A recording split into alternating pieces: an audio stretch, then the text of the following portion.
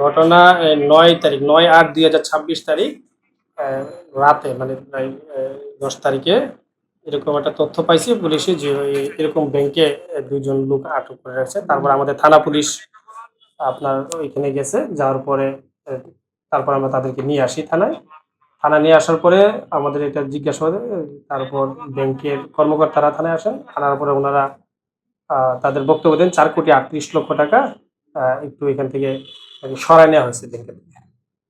তখন আমরা ওই যে দুইজনকে আছে ওনাদেরকে জিজ্ঞাসাবাদ করি। জিজ্ঞাসাবাদ করার পরে তারপর তারা ওই ঘটনার কথা স্বীকার করে। কামরুল হলের ব্যাংকের স্বীকার করে বা আপনার ব্যাংক কর্মকর্তা যে মহোদয় ওনার একটা অভিযোগ পাইছি আমরা। ওই অভিযোগের ভিত্তিতে আমাদের কোতোয়ালি থানায় একটা মামলা রুজু হয়। মামলা নাম্বার ২২, তারিখ ১০/৮/২৬। তৎপ্রেক্ষিতে আমরা মামলা নিই। আসামিদেরকে জিজ্ঞাসা করে ঘটনার প্রাথমিক সত্যতা পাওয়া হয়।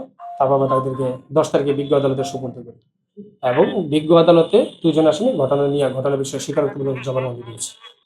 আসলে সরানোর প্রক্রিয়াটা এক একজনের বক্তব্য এক রকম, তবে আমরা এটা তদন্ত চলছে, তদন্তাধীন জিনিস। আমরা তদন্ত করে তারপর আমরা আমাদের পুলিশ রিপোর্টে এটা সুন্দরভাবে উপস্থাপন করি। প্রাথমিকভাবে বলছে তারা যে এখান থেকে সে এই টাকা এই ১,০০০ নোটের ভিতরে ১০০ টাকা নোট এগুলো নিয়ে কমায় এগুলো রাখছে।